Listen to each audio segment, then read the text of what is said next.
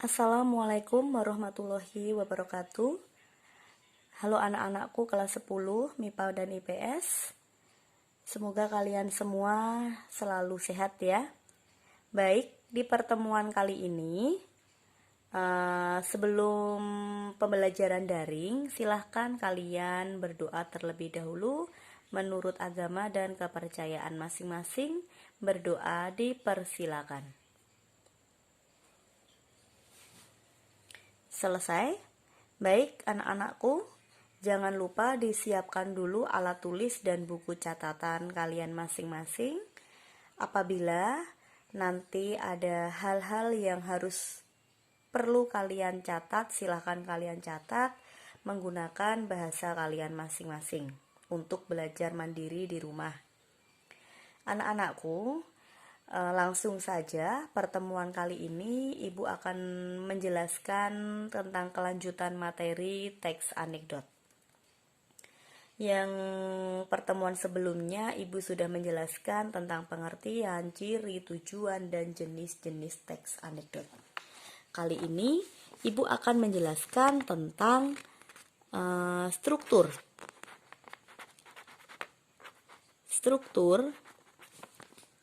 teks anekdot. Ada berapa struktur teks anekdot? Ada 5. Yang pertama adalah abstraksi.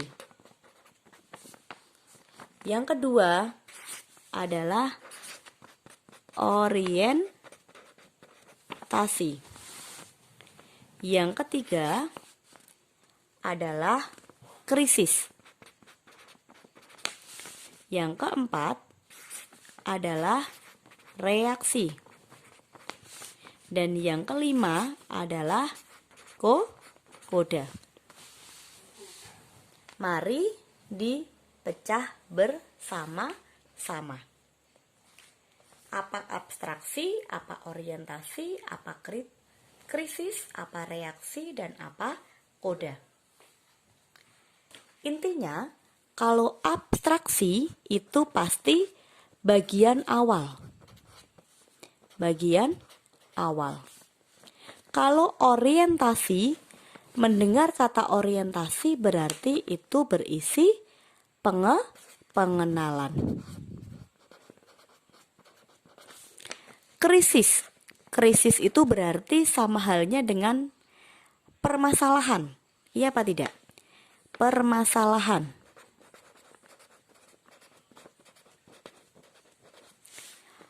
Ada krisis atau permasalahan, tentu permasalahan itu pasti terjadi reaksi. Reaksi itu sama halnya dengan proses penyelesaian.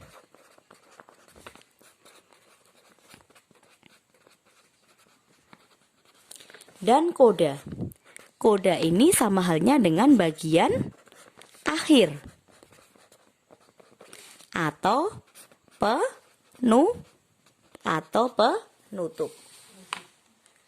Ya, jadi struktur teks anekdot itu ada 5. Yang pertama adalah abstraksi, yang kedua adalah orientasi, yang ketiga adalah krisis, dan yang keempat adalah reaksi, dan yang kelima adalah koda. Abstraksi itu berisi tentang gambaran tentang isi teks.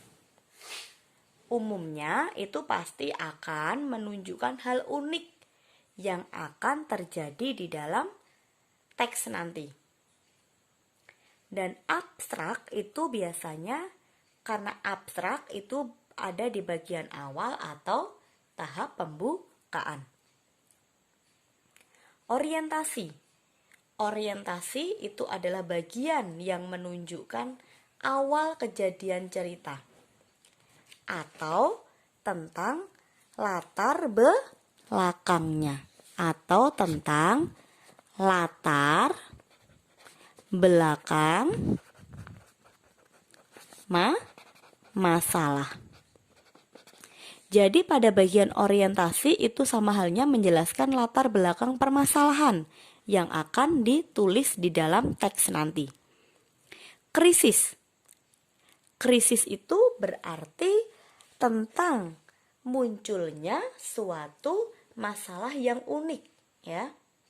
Masalah yang unik. Masalah yang unik atau biasanya itu tidak biasa, ya.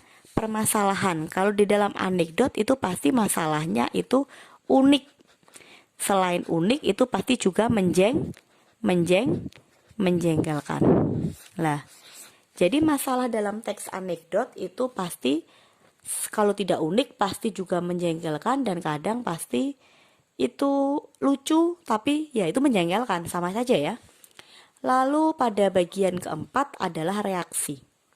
Reaksi di sini menjelaskan tentang proses penyelesaian dalam permasalahan yang dibahas.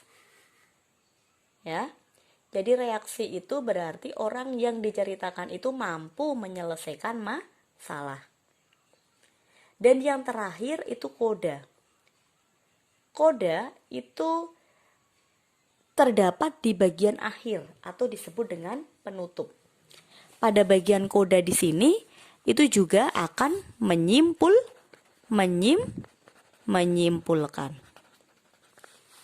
Ya, menyimpulkan suatu permasalahan. Jadi ini struktur teks anekdot itu ada 5. Yang pertama adalah abstraksi, yang kedua adalah orientasi, yang ketiga adalah krisis, dan yang keempat adalah reaksi, dan yang kelima adalah koda. Abstraksi itu pada bagian awal atau pembuka, dan orientasi itu pada bagian pengenalan suatu permasalahan atau menjelaskan tentang latar belakang masalah. Krisis itu biasanya muncul permasalahan. Permasalahan dalam teks anekdot itu pasti unik, menjengkelkan, dan pasti tidak biasa. Dan yang keempat reaksi. Reaksi di sini berarti orang tersebut mampu menyelesaikan permasalahan atau proses penyelesaian masalah. Dan koda di sini adalah bagian akhir atau penutup cerita. Lah, koda di sini pasti berisi tentang kesimpulan. Lah, itu struktur teks anekdot. Lalu selanjutnya tentang unsur-unsur anekdot. Ya. Unsur anekdot. Tentang unsur anekdot. Lah, unsur-unsur dalam anekdot ya berarti itu berhubungan dengan teks. Yang pertama itu pasti ada tema. Lah, tema dalam anekdot itu membuat banyak banget. Sebagai contoh misalkan tentang tema pendidikan, lalu apalagi sosial, lalu tentang politik, dan lain sebagainya. Yang kedua ada latar. Dalam anekdot itu juga menceritakan latar. Latar itu berarti tempatnya. Ya, ada tempat, ada suasana, dan ada waktu. Selain latar, yang ketiga dalam teks anekdot pasti ada tokohnya. Lah, tokoh dalam anekdot itu sama halnya dengan tokoh dalam cerpen maupun novel ya. Misalkan ada tokoh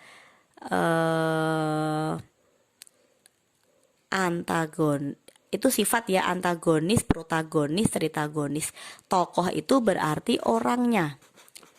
Orang atau peran. Ya, atau perannya sebagai apa. Lah, tokoh di sini pasti berhubungan dengan sifat. Ya, sifat tokoh. Lah, sifat tokoh itu sebagai contoh sifat antagonis, protagonis, tritagonis, dan figuran. Apa toh antagonis, protagonis, tritagonis, dan figuran? Antagonis di sini adalah peran yang jahat, protagonis di sini adalah peran yang baik, tritagonis di sini adalah peran pelerai, dan figuran di sini adalah peran pembantu. Lalu yang keempat, itu terdapat sudut pandang. Lah, sudut pandang di sini berhubungan dengan kata ganti. Lah, kata ganti di sini ada kata ganti persona dan ada kata ganti non persona. Kata ganti persona adalah kata ganti orang. Kalau kata ganti non persona berarti kata ganti benda.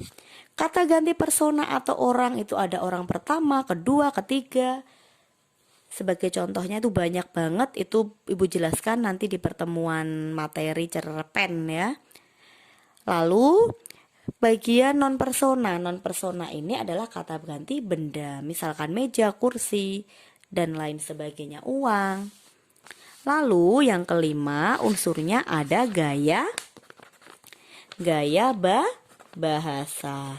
Gaya bahasa di sini adalah majas, berarti berhubungan dengan majas. Lah, gaya bahasa dalam teks anekdot itu berarti gaya bahasa penulis ya. Gaya bahasa penulis dalam bercerita,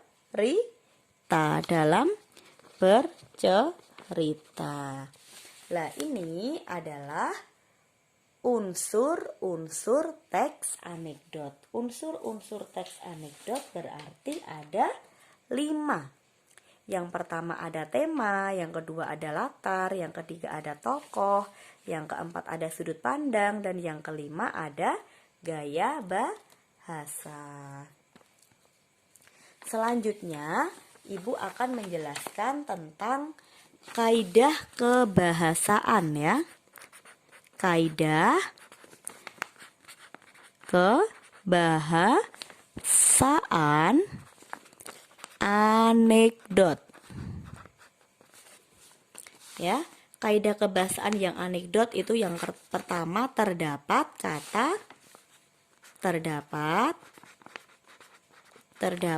kalimat retoris. Kalimat retoris itu berarti kalimat yang tidak memerlukan jawaban ya. Retoris itu sama halnya dengan tidak memerlukan jawaban. Sebagai contoh kalimat sebagai contoh itu kalimat mengapa kamu tahu? Itu kan retoris. Mengapa kamu tahu? Contohnya misalkan mengapa kamu tahu? Mengapa kamu tahu? Itu retoris. Mengapa kamu belajar? Buat apa belajar? Itu retoris karena tidak memerlukan jawaban. Selain retoris, itu juga menggunakan kata kerja aksi. Kata kerja aksi. Yang dinamakan aksi itu pasti perbuatan. Sebagai contoh, menulis, menyapu, berjalan. Ini kan aksi. Aksi di sini tadi apa? Aksi tadi Bu Uma sudah bilang, aksi adalah suatu perbuatan. Lalu yang ketiga, selain terdapat kata kerja aksi, juga terdapat konjung. Selanjutnya, yang ketiga, kaidah kebahasaan teks anekdot terdapat konjungsi temporal. Konjungsi temporal sama halnya dengan konjungsi waktu. Apa contoh dari konjungsi temporal atau konjungsi waktu? Yang pertama, lalu. Yang kedua, kemudian. Yang ketiga, berikutnya. Yang keempat, selanjutnya. Dan lain sebagainya. Lalu yang keempat, terdapat kalimat perintah atau kalimat seru. Apa perbedaan dari kalimat perintah dan kalimat seru? Kalau kalimat perintah berarti sama halnya dengan kalimat menyuruh. Menyuruh. Kalau kalimat seru berarti berhubungan dengan kalimat yang melakukan suatu apa? Suatu teguran. Teguran. Walaupun keduanya ini memiliki kesamaan dengan menggunakan tanda baca,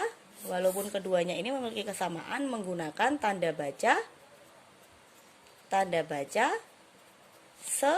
seru. Contoh kalimat perintah. Contohnya, tolong buka pintu itu. Contoh kalimat seru. Jangan sentuh aku. Ya. Atau yang kedua, ya. Ini tolong buka pintu itu berarti contoh dari kalimat perintah. Jangan sentuh aku. Itu contoh dari kalimat seru. Ya. Jadi ada kalimat perintah, ada kalimat seru. Kalau perintah itu pasti berhubungan dengan menyuruh. Kalau kalimat seru berarti berhubungan dengan teguran maupun kaget, ya, maupun kaget. Mungkin ini dulu yang dapat Ibu sampaikan kepada anak-anakku kelas 10 MIPA maupun IPS. Mohon dipahami dulu dan silahkan dibuat ringkasan kecil menggunakan bahasa kalian masing-masing. Apabila ada pertanyaan silahkan tanyakan kepada Bu Uma lewat WhatsApp group, ya. Selamat melanjutkan aktivitas, kurang lebihnya Ibu mohon maaf. Wabillahi taufik walhidayah. Wassalamualaikum warahmatullahi wabarakatuh.